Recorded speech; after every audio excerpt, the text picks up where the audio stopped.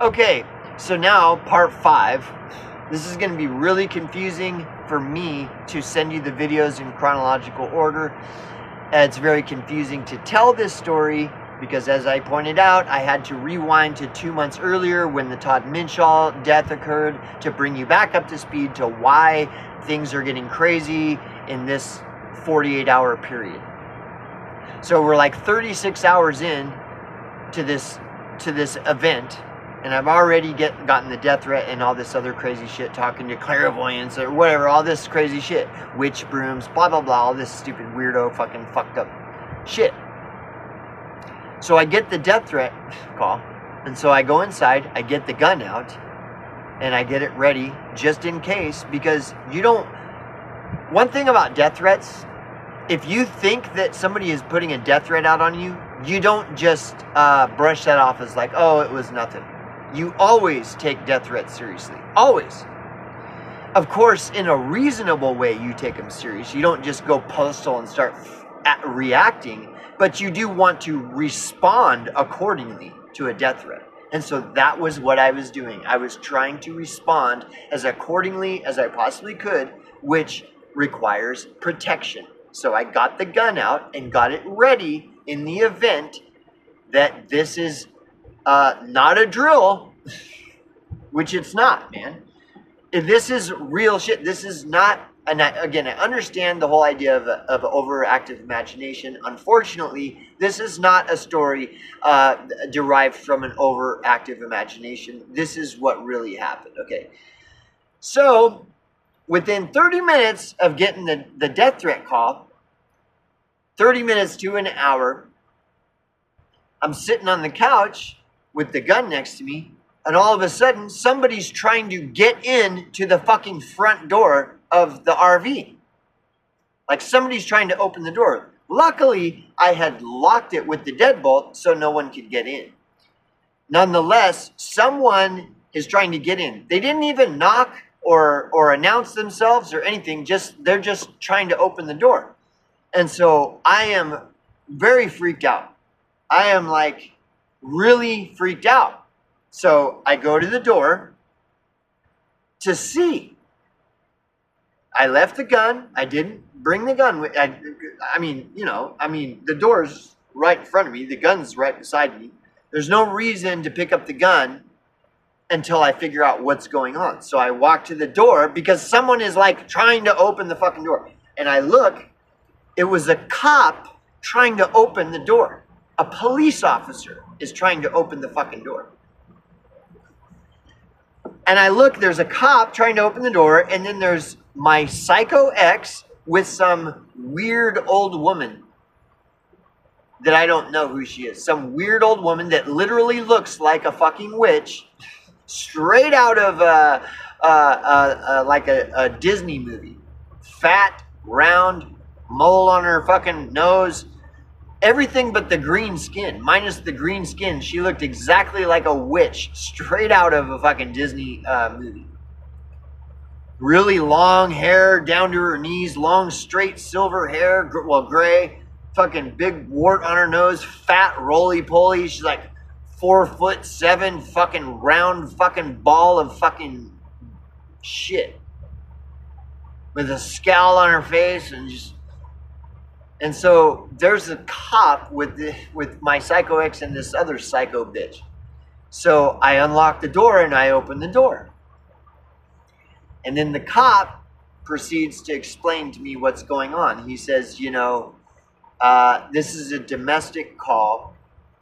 Your girlfriend here, Christina, she says that she fears for her life and she's afraid of you, and that she needs to get some things out of the RV.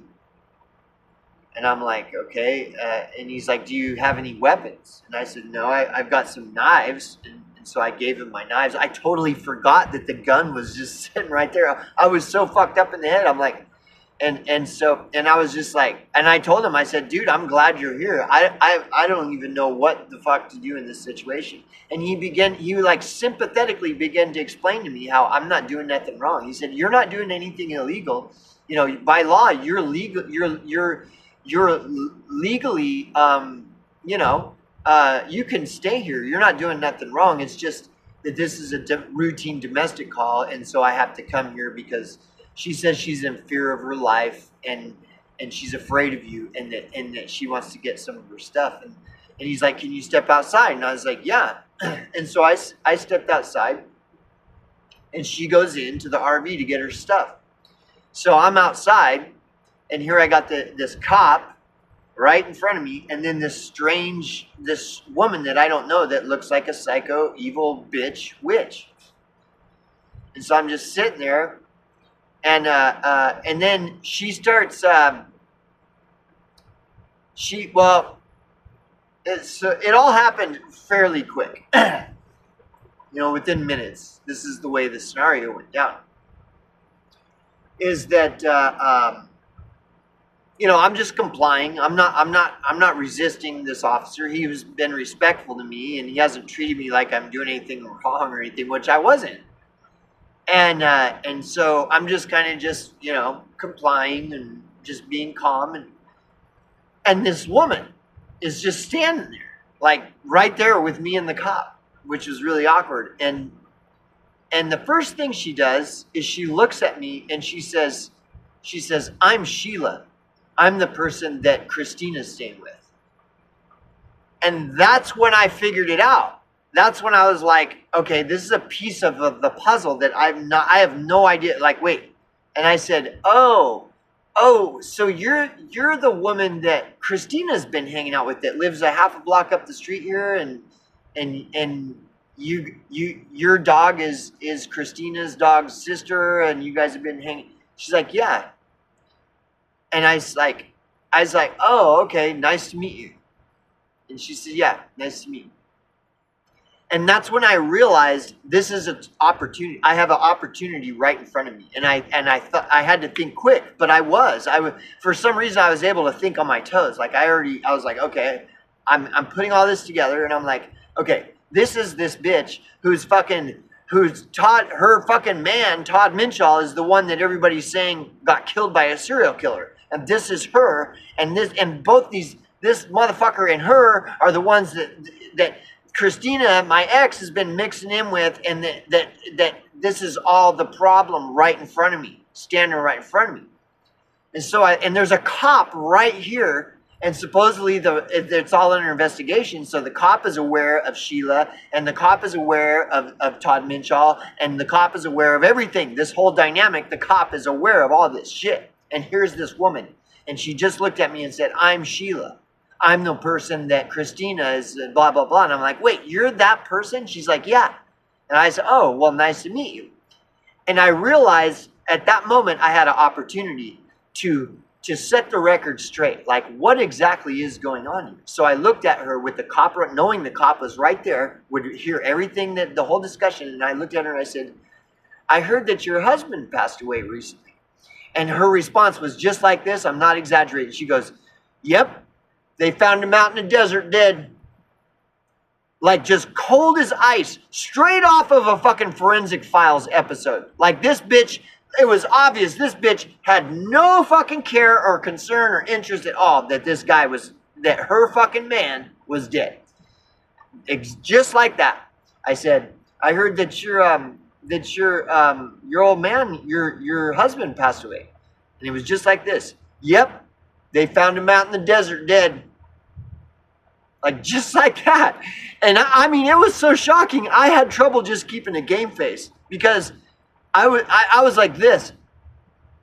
I was like, holy shit, this bitch is guilty as sin. Like, this is, like, right in front of a cop and everything. She's just bold as a fucking evil. She looks like a fucking witch. She acts like everything about her is like a witch. And she's just bold-faced, just, yep, they found him out in the desert dead. And I couldn't help, it took everything to keep my game face on. It was so unbelievable. And the cop was right there and saw the whole thing. And I'm like, in my mind, I'm like wanting to look at this cop like, are you fucking kidding me right now? Are you kidding me? Is that you don't see anything odd about this? Yes. So I kept my game face on, and then I saw another opportunity. So first thing I said is, my response was, my condolences. And she's like, thanks, thank you.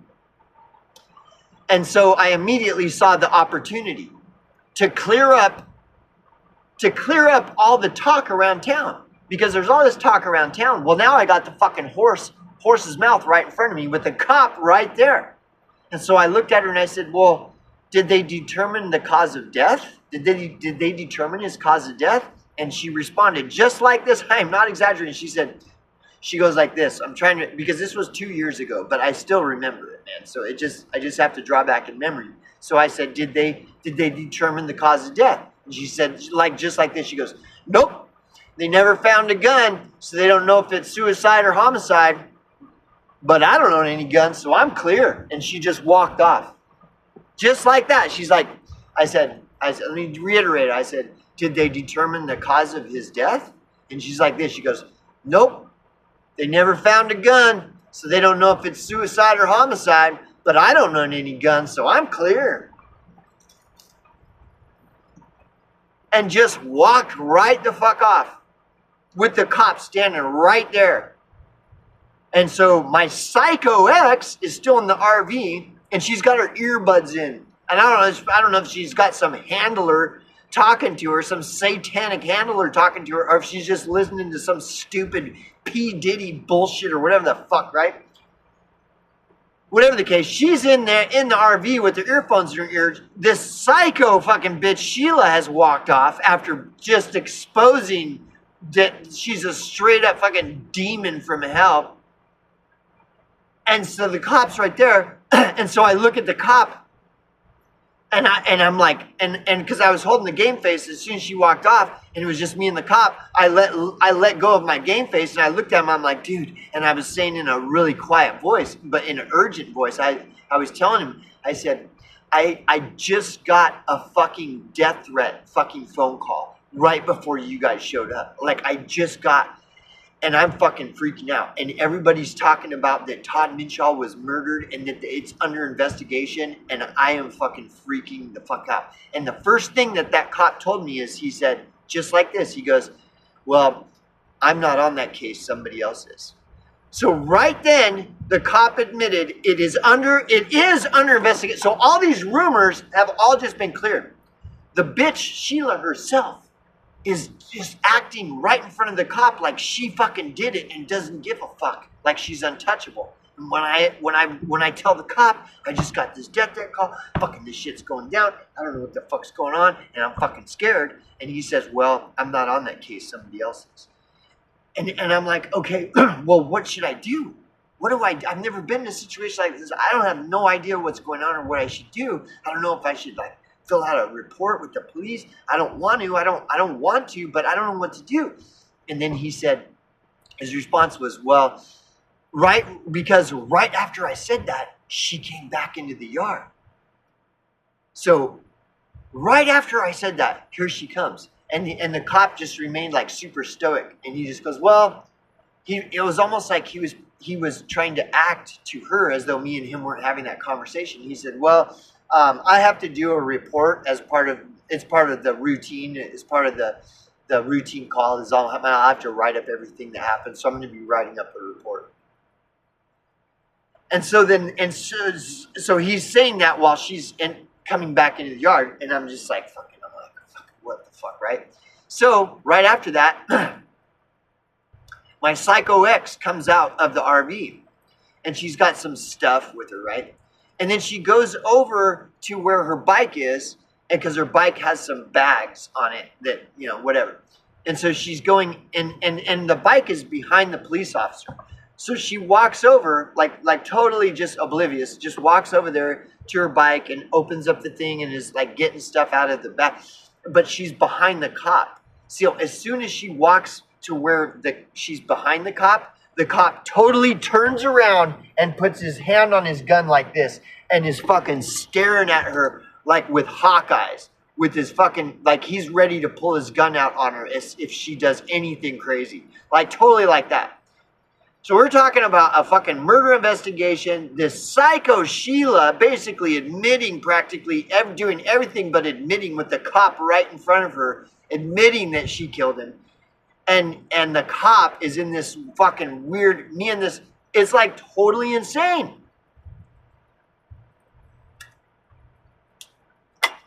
And then there's some shit going on the CB radio. And then he's like responding, and then he's like looking at, he's like, okay, is you guys done? Okay, you guys can leave then. And he's kind of hurrying them along. And as soon as they start walking away and he sees that this is parting ways, they're leaving me, he starts taking off running towards his car, responding to some call. Again, this is in a town of a 2-mile radius town out in the middle of nowhere in the desert. Okay, so I just got confirmation from the police officer that it is under investigation. So this kind of strange clairvoyant guy, Stefan, who is telling me it was under investigation, that's now confirmed by a police officer that it is under investigation. It is a murder fucking investigation. And this bitch, this psycho, this Sheila bitch is as psycho, if not more psycho, than my fucking psycho ex. Okay? So, I am, none of this is de-escalating. It's only escalating more and more. So by now we're at like 48 hours. This is 48 hours. And this was a 2-long week incident that carried way further beyond 2 weeks, but the event was a 2-week thing, but within 48 hours, it's already all of this. It's already all this. Murder investigation confirmed. Psycho Sheila confirmed that she did it. She was basically like telling the cop to his face that she did it in every way but saying it. And acting as with an attitude as though she is completely untouchable and nobody can fucking touch her. I mean, if I have an active imagination, bro, I mean, we're talking cha-ching. We're talking like this imagination I've got is blockbuster shit. Like, this is a blockbuster movie. And you know, it's only just begun. This has only just begun. If this is active imagination, man, I really need to capitalize on this imagination I've got, because boy, I tell you what, this is a David Lynch film in the making right here. And like I said, it's only just begun. 17 minutes in. So I'll do a little more, and then if you're interested in hearing more, or if you're just open to me finishing my story and maybe you'll get around to it, maybe you won't, fine. If you're like, dude, don't send me any more of these videos, that's fine too. But otherwise, if you are interested in the story, or if you're just having kind of a mild curiosity and you're open to me finishing this story off, then I'll continue. If you don't want me to, I won't. I'll stop. That's totally fine with me. So anyways, so everything is escalating. It's only getting worse. It's not getting better. It's not de-escalating. It's only getting worse. And so my fear and paranoia is growing and growing. And I'm going to have to leave a lot of details, like that I ran into her, and she literally looked like a black-eyed fucking demon. She literally looked like she was demon-possessed. Later that night, I believe it was that night, I ran into her because I had to go get some food because I hadn't eaten for like 48 hours. I hadn't slept or eaten for like 48 hours almost. And I go to get some food. I just happened to run into her because it's a 2-mile radius town. She's got completely black eyes, and she looks at me like I can't even describe it. Like a demon-possessed fucking psycho bitch. Like, she literally demon-possessed. Not just like, that's the best way I can describe it. Like, no, like that's the only way to describe it. And there's all these details. All these devils in the details all throughout this whole thing. And so then that night, I'm looking on my, I'm starting to research. Okay, I want to find out more about this Todd Minshaw shit. Like the death happened 2 months ago. There should be some public information, this or that, and there was nothing. So I'm looking through internet trying to find information. No information on Todd Minshaw's death. I'm like typing Todd Minshaw death around the time, everything. And the only thing that was coming up was a police department Facebook post from like a month and a half ago. And so out of curiosity, I'm like, why is this coming up when I'm researching Todd Minshaw's death? So I clicked on the Facebook post and read it. It's from the police department of this tiny ass town in the middle of nowhere. And the police department public statement was as follows. It said, there is a rumor of a dead body or bodies having been found in the desert recently. And we just want to let everybody know that these are only rumors, so there's no need for concern, and that people need to stop spreading these rumors. So that was the police department's public statement posted on the police department Facebook page that got shared on the town court site, or the town page, in response to all of those people saying there's a serial killer in town and they found a dead body in the desert. So the police department is hiding it. The police department is saying there is nothing going on. It's all rumor. There's no need to be concerned, and all you people need to stop spreading these rumors. So the police department's public stance on Todd Minshaw's death is nothing happened. Stop talking about it.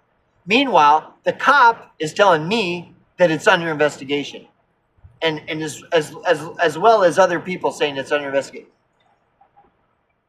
I couldn't make this shit up if I wanted to. So I'm freaking out more. Okay.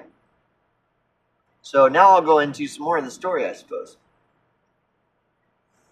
Like this, but I'm telling you, this doesn't, like, when I'm referring to the event, there's the event, and that's what I'm trying to describe. The event, it was like a 2-week thing total. Just trying to explain that. The only problem is once I explain the event, then it starts to explain everything that had been happening 2.5 years or 3 years prior. And I've got stories that are just as crazy as this one, involving her in the 2.5, 3 years prior to this happening. Then a lot more details started coming out in the year after. So there's so much to this. I'm just trying to focus on the event itself right now. Okay, and it's 22 minutes in. Let's see if I can get some more.